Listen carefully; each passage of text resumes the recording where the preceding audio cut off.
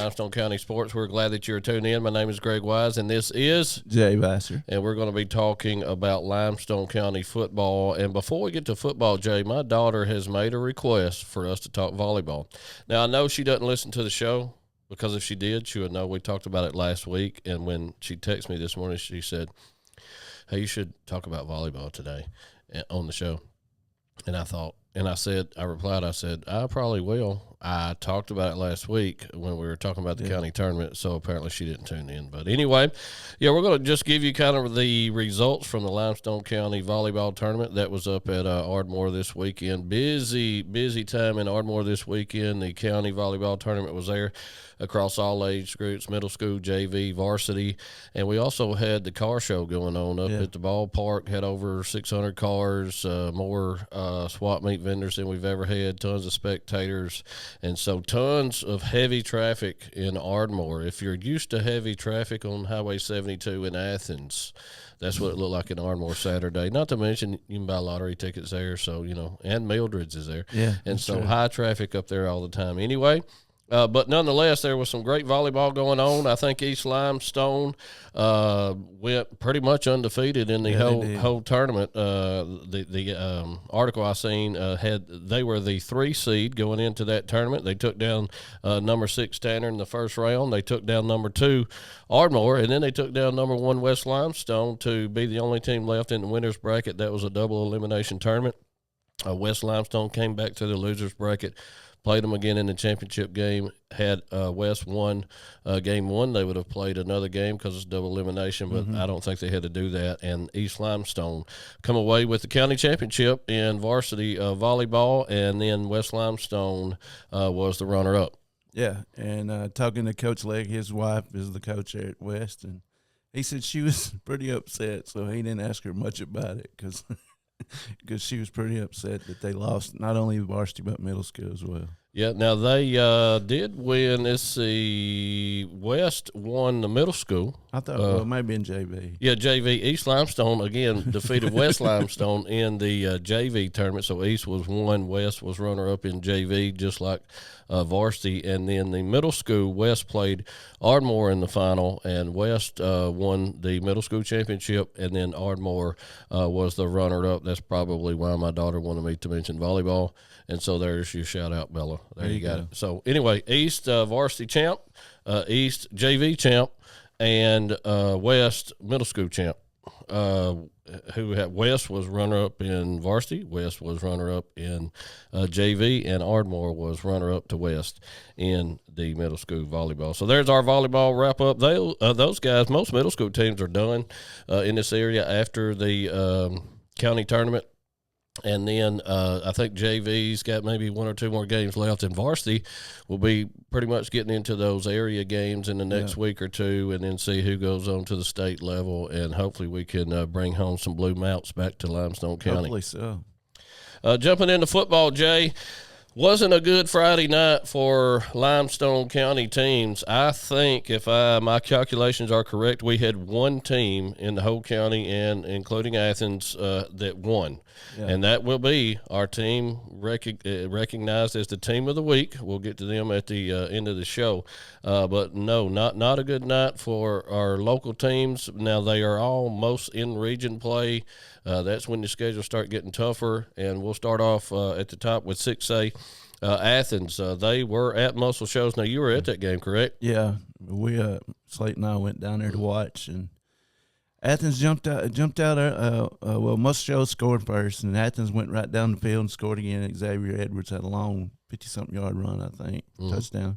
Athens went up 8-7. It was just like back and forth, and Athens went just a couple of mistakes, and Muscle Shoals capitalized on it, and they couldn't catch up at the end. Mm-hmm.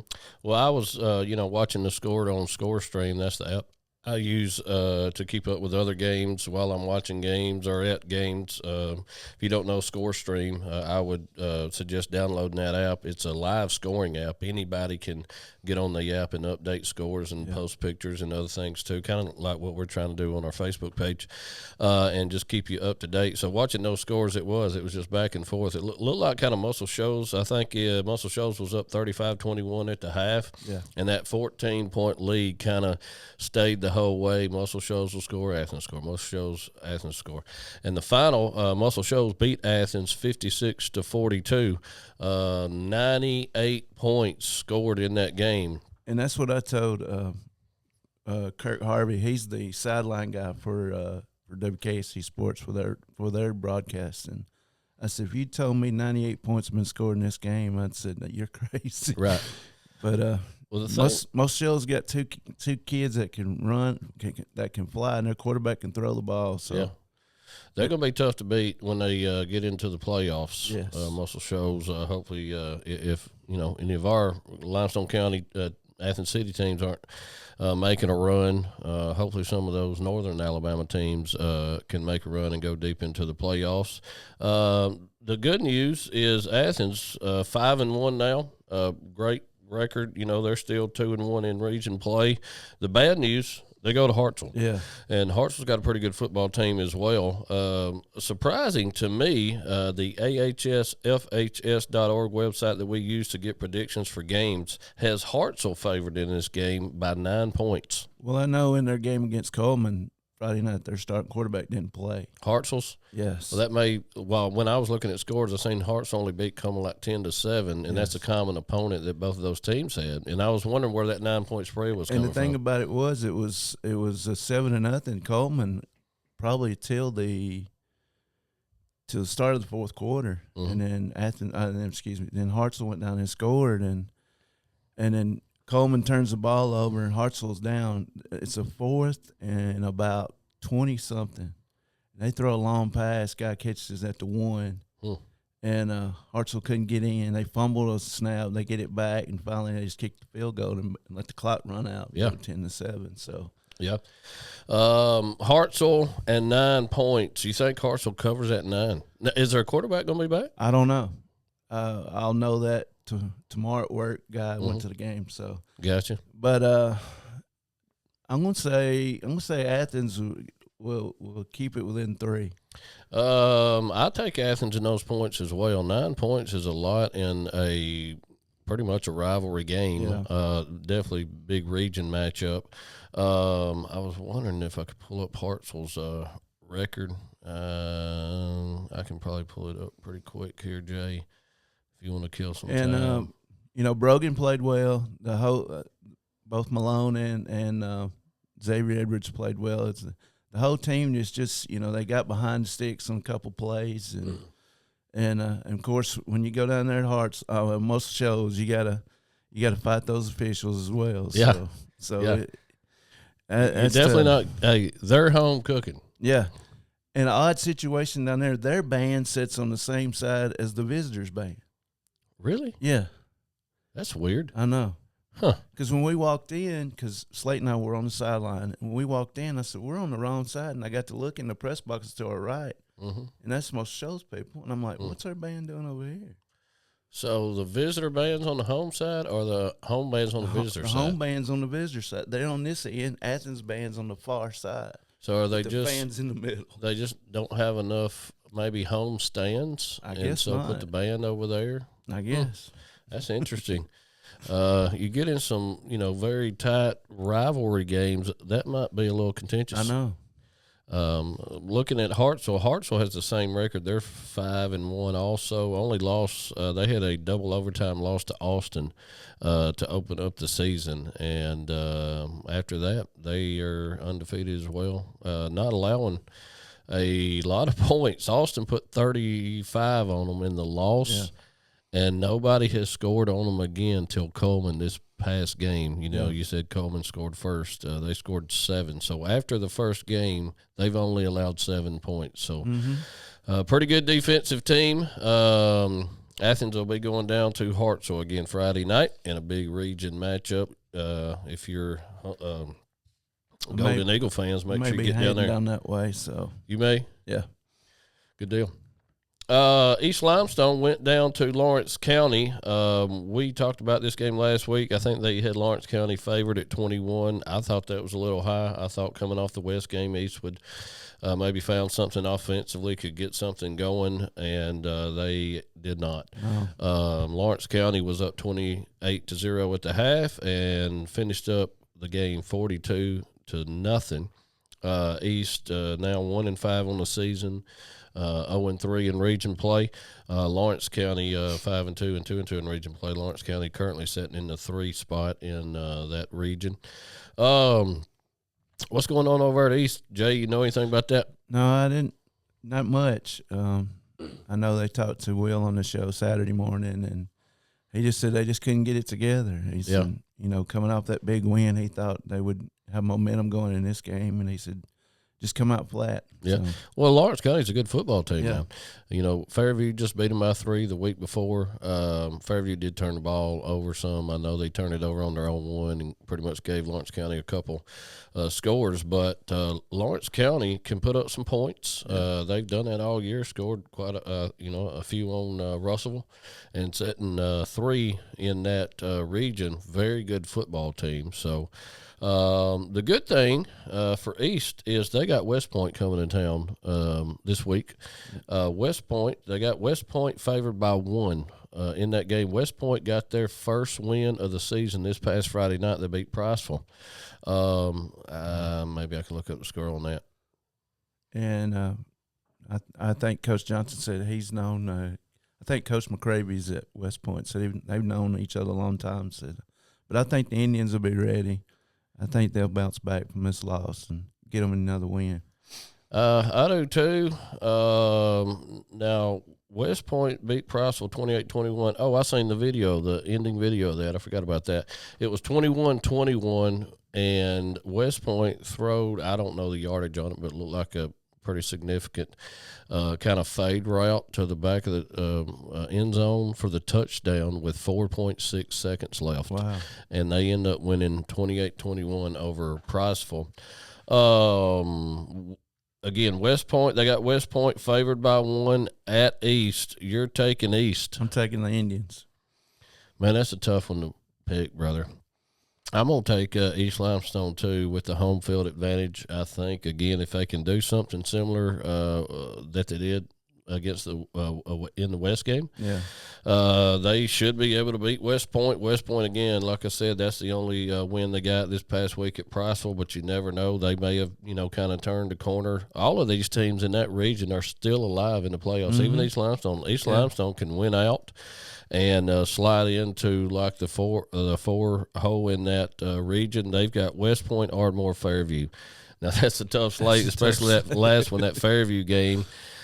Probably not going to happen. I would say there'll be a 30-point dog or more in that game. But for East, West Point, and Ardmore, definitely competitive games that they could win, and then they could go in that Fairview game with a shot. Yeah, they could. And like we've talked about before, and I think it happened last year, you can win 2 games in the region and have some ties and tiebreakers and get in, but probably I don't want to depend on tiebreakers and what other teams do. And talking about Fairview, just watching them Friday night, the video getting in the vehicle, looked like Harper may have twisted an ankle. He was limping pretty good. Well, he was cramping. I don't know if any of you listeners are big 5A region fans. A lot of, East and Ardmore in our county are both in the same region, and so we pay attention to those region games. And I was at home because Ardmore had a bye. I turned on the, what's that, NFS? NFHS. NFHS. There's all kinds of letter stuff. So NFHS is what you can subscribe to and watch a lot of these games. I usually subscribe during playoff season and just watch the local teams for a couple weeks. I pay 1 month subscription. When it runs out, I'm done because playoffs are only about a month. Well, I just flip it on my TV. There's an app on my smart TV, and the game was on. Like, they started broadcasting at 6:30 with a lot of pregame stuff, and I was like, am I fixing to watch this game for free? Of course, my wife noted. She said, no, you've probably been paying this subscription for a whole year, and you don't know it. And I said, that's probably more likely what's going on. And I said, well, you better check that bank account because it's probably been taking out that $8 or $10 a month for the last year. But hopefully not. Hopefully it was a fluke and I got to watch it. But nonetheless, I got to watch the Russellville-Fairview game. And, dude, what a game. It goes into 3 overtimes. I think it was 3 overtimes. Second overtime, Fairview held Russellville on 4th and 1, stop them at the half-yard line. Fairview pretty much goes conservative because all they have to do is kick the field goal, and they win the game. They get down to maybe the 5 or 6 yard line. They end up having to kick a 23-yard field goal to win, which is only 3 yards more than an extra point. Yeah. And so it's pretty much an extra point. It gets blocked. They go into third overtime. Third overtime, Russellville scores. I tell my wife, they flip again. Russellville goes first. Fairview. I said, if I'm Fairview, Jake Harper, the stud running back they have, he's been playing both ways all night. Russellville ended up putting Finney, the big back that they D1 back they got. He's playing defense now. Wow. In overtime, he's playing defense and offense. Harper's been playing defense and offense all night, which a lot of the Fairview kids do. He's only good for about every 3 plays. He'll run a play and then cramp. So he's out on the sideline, getting some liquids and some other things. He'll come trotting back in about 2 or 3 plays later, run another play, score a touchdown, limp back off the field. And so he's gassed. I tell my wife, if I'm Fairview and Russellville scores and I get the ball and I score, I'm going for 2. We got to go to the house because, he's running out of dudes. And just, hey, go for 2 right there. If you win it, you win it. You win a region championship more than likely. If you don't, Russellville does, and you're a 2 seed. Yeah. So, you're not losing a ton. It's not like it's in the playoffs. So that's exactly what they did. They get the 2-point conversion. They had a long, I think it was 3rd or 4th down, I can't remember, a pass. It wasn't a long pass, but it was, they had a loss on the play before, maybe 10, 15-yard pass for the touchdown. And then instead of running it, which is what they're known for, they run a pass play on the 2-point conversion, get it, and win the game 50-49. And so all but securing the region championship for Fairview, Russellville will be the 2 seed. Both of them will host first-round playoff games. And that's what East has to look forward to is Fairview coming up in 2 or 3 weeks. Moving on. Ardmore had a bye week this past week. I've already mentioned we had the car show up there. Ardmore's 4-2, 1-2 in the region. They got Lawrence County coming to town. After Lawrence County put it on East Limestone, they clicking on all cylinders. Website's got Lawrence County favored by 9 at Ardmore. What you thinking there, Jay? Well, I'm going to take Ardmore in the points. I'm going to take Ardmore in the points because I'm biased. I think our defense can slow Lawrence County down. Our defense is pretty good. I went back and looked this week. Even after a bye week, they're still sitting at number 7 in the state in 5A defensively, only allowing, I think, 13.2 points a game. But our offense has got to score. We've got to have some long, sustained drives, keep Lawrence County off the field. Our defense has, played well all season, can keep us in games. But, again, just offensively, we're going to have to do some things that maybe we hadn't seen all year just to, again, keep Lawrence County's offense off the field. Now, I think our defense can help do that. They throw it around a little bit. Yeah. The film that I've watched, they like to throw it around a little bit. Got a good back, good big kind of bruising back in the backfield. I think that'll kind of play into one of our stronger points is our secondary is pretty legit. And so hopefully, maybe we'll get some pick six or something like that, get some turnover on downs, 3 and outs, things of that nature. And then our offense can just have some long sustained drives. We're pretty good offensively if we can just stay ahead of the chains. When we have some of those holding flags or a tackle for loss, then it's hard for us to keep the chains moving. Get them boys running that ball.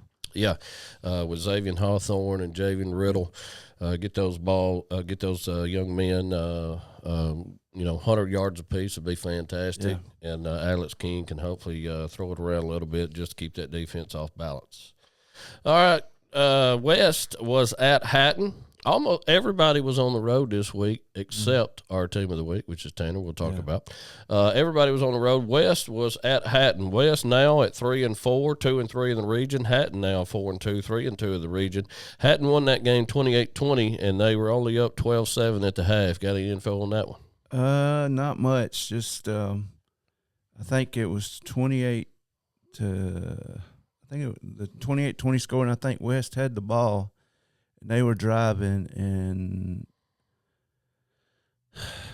Coach Legg told me because his daughter was at the game, and I think they fourth down, they threw it a pick or something. I can't remember, but nonetheless, they got beat, and that's a region game. You know, we've already talked about it 100 times that they're in this monster region where they have to play like 8 region. I think it's 9. In the region, so they got to play 8 region games, and so almost every game West is playing is a big game.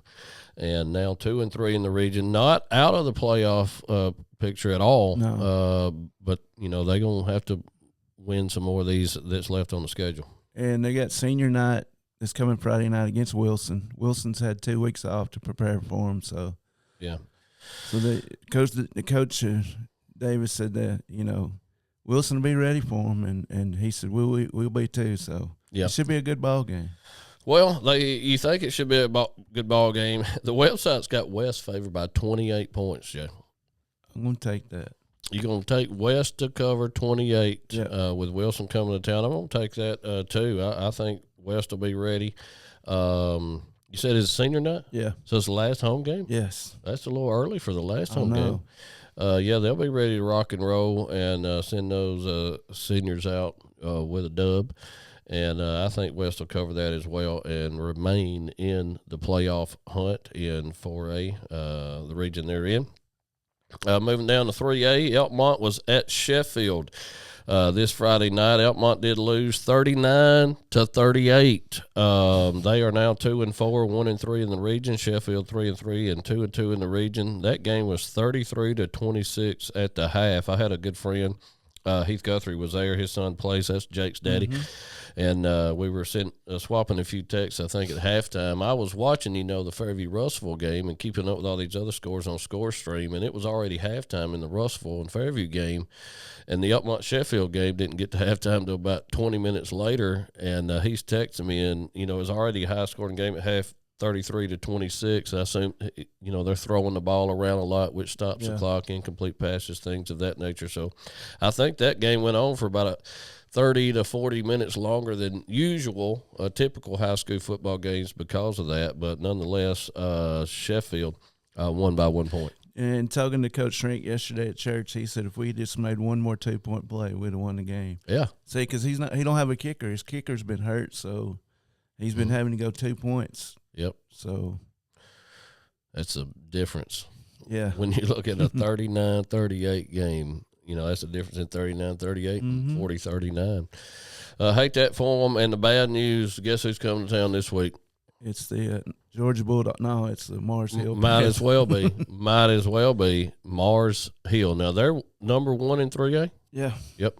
Mars Hill, number 1 in 3A. And by the way, what we were just talking about, the Russellville-Fairview game, Russellville's 5A. Mars Hill beat them. Yeah. Mars Hill held their D1 tailback, Finney, to like 135 yards. Yeah. He's getting, 200, 250 a game. They held him to 135, and they're 3A. Again, private school, we know they can recruit and things of that nature. They got some advantages. I'd be willing to bet Marshall will probably be playing 4A the next time they reclassify. Well, at least the 3A coaches thought let Mars Hill win the blue map last year and they'd move them up. So which they didn't, but. Yeah, well, that reclassification process was probably already in the works because I think they usually announce that in either December or January. And so, they just won the state championship, which would have been, first week of December? Yeah. So those reclassification numbers and all that stuff is probably already in the books. Just kind of judging on what they're doing on the football field, they'll probably be playing 4A next year, maybe 5A. Yeah. They could probably play 6A. Yeah, well, they're going to keep bumping them up and just trying to level the playing field for those private schools. And I know Friday night is Ardmore's Pink Out night. They raising money for St. Jude's cancer and I think the team's going to wear names of cancer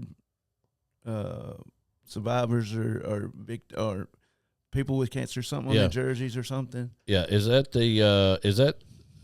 that's Elkmont's? Elkmont. Yes. I thought you said Ardmore. Yeah. Ardmore has a plan for Premies Night coming up. I thought that's what you were talking about. No, yes, you're correct. The Elkmont has a pink out night. I They said got Ardmore. some sponsors. I'm sorry, Coach. No problem. They got some sponsors putting together a kind of a fundraiser for St. Jude, exactly what you were talking about. Yes, so if you're in the area looking for a good game of football and some money to go to a good cause, head up to the Hilltop in Elkmont and catch that game. Mars Hill and 41, do they cover? Yeah. Mars Hill, you picking Mars Hill to cover 41. Jay, that's my alma mater. I know. How are you doing this to me? I'm on pick Elkmont to cover in the points. To take the points. Mars Hill does not cover 41. Okay. I may be dumb, but we'll see. I have made a couple absolutely terrible picks this season. So, me too. No doubt. Let's see. We got Clements was out at Lauderdale County. Lauderdale County beat them 51-6. It was only 23-6 at half. I think you mentioned Clements had a block punt for a score or something. They had a block punt for scoop and score, but they only had 10 guys on the field. Clements did? Yes.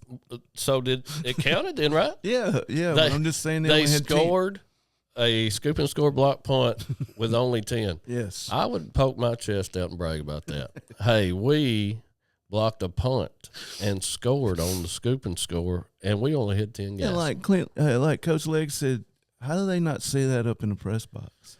That you only got 10 out there. Yeah.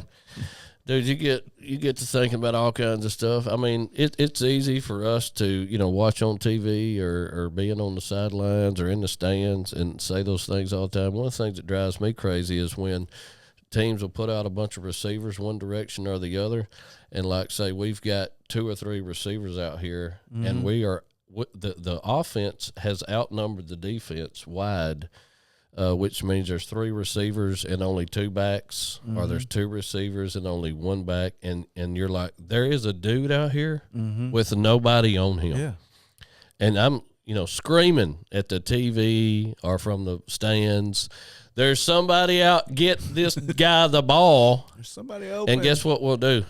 Run it to the box. Yeah. Where you're outnumbered because all of them numbers are in the box, and if your quarterback's handing off, there's another dude you're down. Yeah. So then you're trying to run the ball with say 6 on 8. Those numbers don't bode well. But again, that's easy to do when you're sitting in the stands or up in the press box or on TV.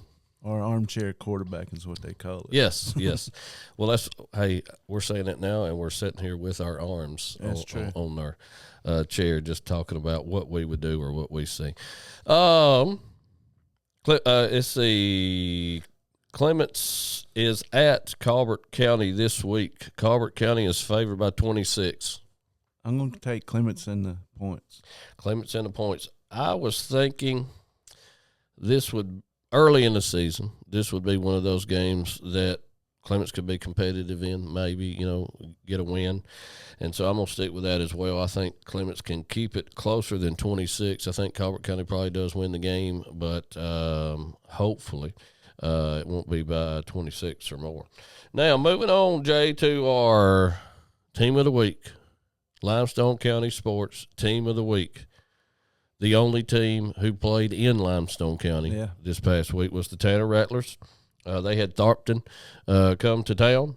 They were up 32-6 at half and ended up finishing Tharpton off 39-6. Tharpton now over on the season in both the regular season and region play, and Tanner now 2-5 and 1-2 in region play. Look, Tanner's not out of the playoffs picture yet. I know they still got Red Bay on there. I don't think Red Bay's won a game, and now they got Decatur Heritage coming up, so that'll be a tough one. But they could still sneak into the playoffs as well. Got any info on that game? I don't. Just proud of Coach Smith and their guys coming back and winning the game and winning these games and playing hard. But They got a tough one Friday night, that's for sure. Yeah, and like I said, hey, only team in the county, including Athens. We wrote them in there in Limestone County too. Only team in the county that got a dub this Friday night, and so again, recognized as the team of the week on Limestone County Sports. They do have Decatur Heritage coming to town. Decatur Heritage, they still ranked in the top 10? I think so. I think so too. They are a 25-point favorite at Tanner. Do they cover 25? I think so. I think they do too. Hope they don't. Hope Tanner is competitive. Put some points on the board, keeps it close. But I think Decatur Heritage will cover that 25 as well, Jay. Jake, just a couple of notes on the website we use to get a ton of just useless information at times. They've got some, we'll just kind of go down the line here with the region as they stand currently. In Athens region, they have Muscle Shoals is currently 1, Hartselle 2, Athens 3, and Jasper 4 in that region. Let's go over here to the 5A. 5A in the region with Ardmore and East. Fairview is 1. We just talked about them beating Russellville is 2. Lawrence County 3. Ardmore is currently in 4. But Ardmore, Priceville, West Point all sit at 1 and 2. And then East is 0 and 3, and they still got 3 region games left. So all 4 of those bottom teams fighting for that 4th spot. And Ardmore and Lawrence County could flip-flop depending on what happens this Friday night. But all of those teams still in the hunt. Over in 4A in West Limestone's region. Where did they go? Here it is. West Morgan 1, Central Florence 2, Deshler 3, Brooks 4, Hatton 5, West Limestone 6. West Limestone at 2 and 3. Brooks and Hatton fighting out for that 4th spot, both at 3 and 2. West still in the hunt there in 4A. And I know West has got to go 2 Brooks and 2 Deshler. Oh, man. Yeah. Tough slate there. But hey, if they can get those wins, or even one of those wins, put them in a pretty good spot. The region with Clements and Elkmont in 3A, they are both in the same region. Mars Hill, no surprise, number 1 in that region, also number 1 in the state. Rogers is 2, Lauderdale County 3, Colbert Heights 4 at 2 and 1 in the region.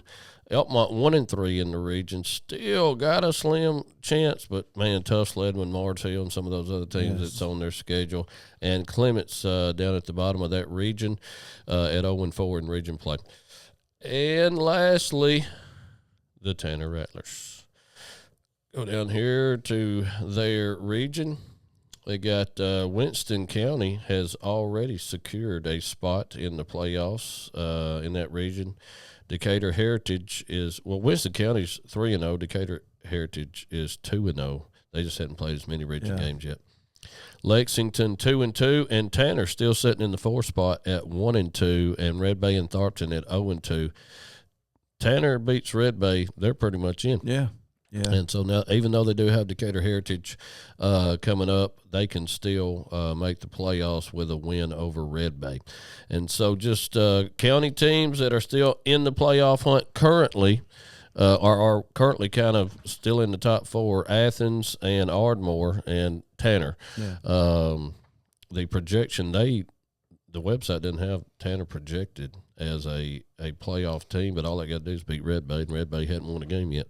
And I love how they have the brackets set up there in there, too. So that's pretty cool. Yeah, how they've got on the ahsfhs.org, they've got printable brackets that you can print out so you can see where seating. Now, they've already got projected brackets, like on 5A. If I click 5A, it's already got teams plugged in. They've got like Ardmore and Ramsey. And they on 6A, they got Athens and Homewood. And I was going to check 2A. I don't know how. They've got Red Bay. I guess they're assuming Red Bay's going to beat Tanner. I just don't know if that's going to happen. I hadn't looked at – I know they hadn't won a game, but I hadn't looked at their the schedule, see who some of those opponents were. They may be, better than their record says, but not sure on that. But anyway, tons of information as always on ahsfhs.org. Before we leave, I'd like to remind you about our sponsor, Flutterly Designs. That's owned by Kevin and Mindy Hillis here local in Limestone County. You can get all kinds of laser engraved stuff, including these nice fine metal cups, the Yeti style cups.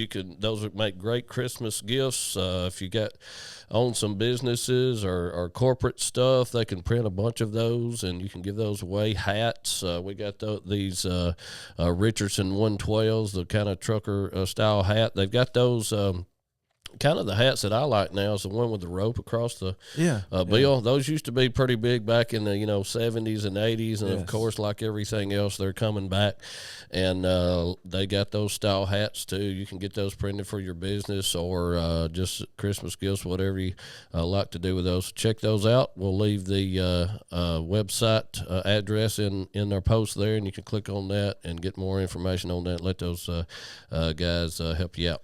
And just don't forget about Tailgate Talk every Saturday morning, 10 to 12 on WKAC and PAS Plus app. Get that on your Android or iPhone device. I want to give a big shout out. We were at the Athens game Friday night, and Channel 48's doing that Beyond the Lights for Athens. Big shout out to all their camera crew that do that. Mm-hmm. Man, they're running and ripping up down that field, trying to cover every play. And they were sweating like all get out. I mean, it wasn't that muggy, but man, They were working hard. Just shout out to Carl Prather and all his bunch that do that, and they do a great job with it. And next year will be more teams to come. They're gonna do it each year with different teams. So. Yeah, cool. I'd like to give a shout out to everybody who made the Ardmore Car Show a big event. Had over 600 cars, over 70 something swap meet vendors. Again, tons of spectators. It takes about 100 volunteers to put that on. Nobody's getting paid. 100% volunteer work, and all of the proceeds goes to benefit the football and cheer and other athletic programs there at Ardmore High School. 100% fundraising event. Thanks to all the vendors and car show owners who brought their cars out, and just a great day in Ardmore and a great event to help all of our programs out. And I know there's programs all around our county who has similar events. Elmont has a car show. East Limestone's had a wrestling event, and Clements has had that in the past. West Limestone does a lot of those things, some skeet shoots and all kinds of stuff. So no matter where you are, what community you are in, get involved with those programs, get involved in that community. Help those kids out and show those kids what it's like to volunteer and invest in their community and make their community a better place. And if you want to, if you got a fundraiser, post it on the website. We'll promote it. And thanks for the likes and all the subscriptions and all that. We appreciate all that. Yep. We have a good time doing this. We wrapping up football season, Jay. We only got about maybe 4 more weeks of season play, and then we'll get into the playoffs. And then once all of our teams are done with football for the year, probably won't do shows every week because basketball goes from one Friday night game to about 5. They're playing all, Monday night, Tuesday night, Thursday night, Friday night, Saturday tournaments, things of that nature. And so during basketball season, we may just do a show every couple weeks, every 3 weeks, something like that, just to kind of keep you updated on some of our local teams. And we're about 3 or 4 weeks from the middle school basketball tournament at West. That's hard to believe. Yes, it's going to be right around the corner. My daughter got done with middle school volleyball, like we talked about Saturday. Middle school basketball practice starts today. Wow. No breaks, bro. no breaks. Hey, Coach, you want to take a week off, man? Hey, we love you. Good luck to Bella and the Lady Tigers. Yeah, and all of our county teams, no matter age groups, middle school, JV, varsity, hey, keep getting after it. Those of you who ended volleyball will be starting again basketball soon. Good luck to you. And we'll keep grinding on this football season. We'll be back next week and keep you updated. Have a fantastic week. Appreciate you tuning in from Limestone County Sports. God bless.